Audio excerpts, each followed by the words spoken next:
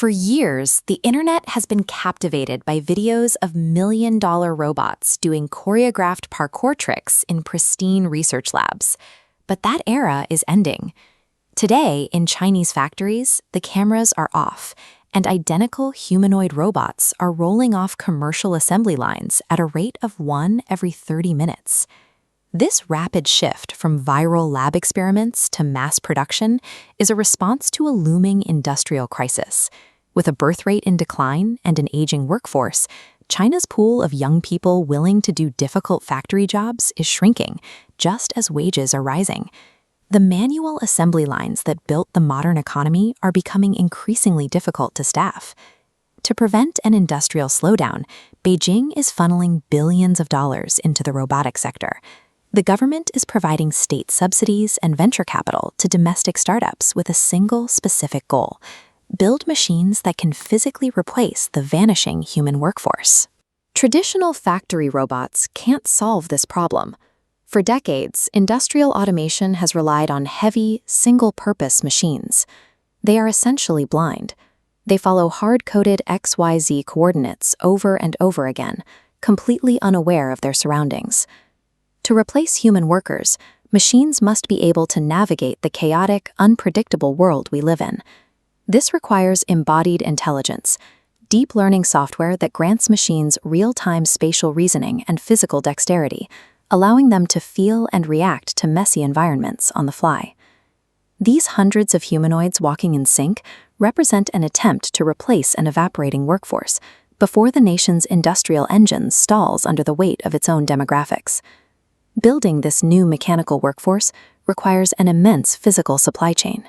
In dense manufacturing clusters like Shenzhen and Shanghai, a robotics company can draft a new blueprint in the morning and have the physical prototype built by the afternoon. They are iterating hardware in days, not months.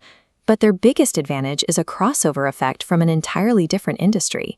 The high-performance motors, precision joints, advanced sensors, and lithium batteries needed to build a humanoid robot are the exact same components China is already mass-producing for electric vehicles and smartphones. By tapping into these massive, pre-existing supply chains, Chinese hardware firms can produce robots at a fraction of the cost of their Western competitors. While some foreign models still cost over $100,000, Chinese companies are already pushing prices down toward the cost of a budget car. China has effectively bypassed the hardware bottleneck.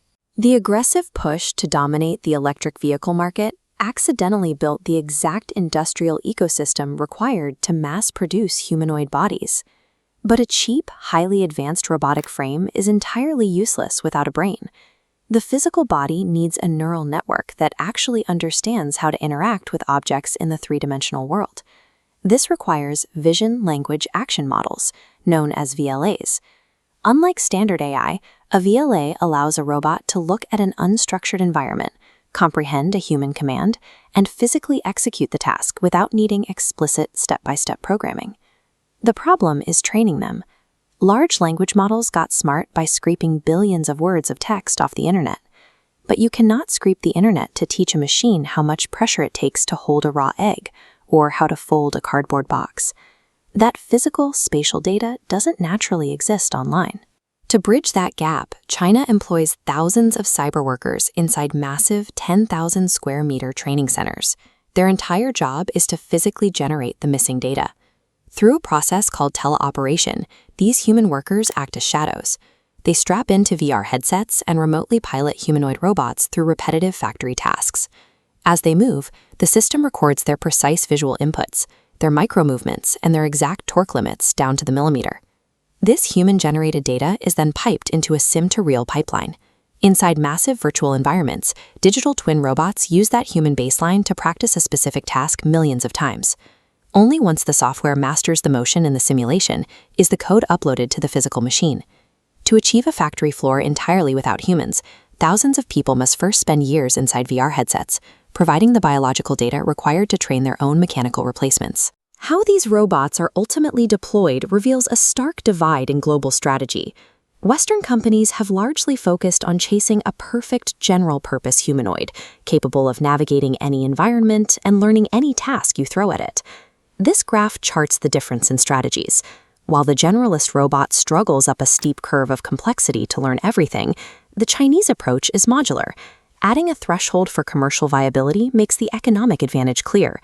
The specialist robot immediately breaks through the barrier. They are mass-producing specialized, stripped-down robots designed to do just one specific factory task flawlessly to become profitable. A robot doesn't need to know how to cook a meal or do laundry if its only job is to install car wheels for 10 hours a day.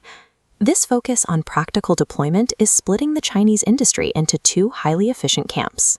Software companies are strictly focusing on the AI brains, while heavy industry firms handle the physical mass production of the bodies. Because they aren't waiting for a perfect, all-knowing machine, these specialized models are already leaving the laboratory.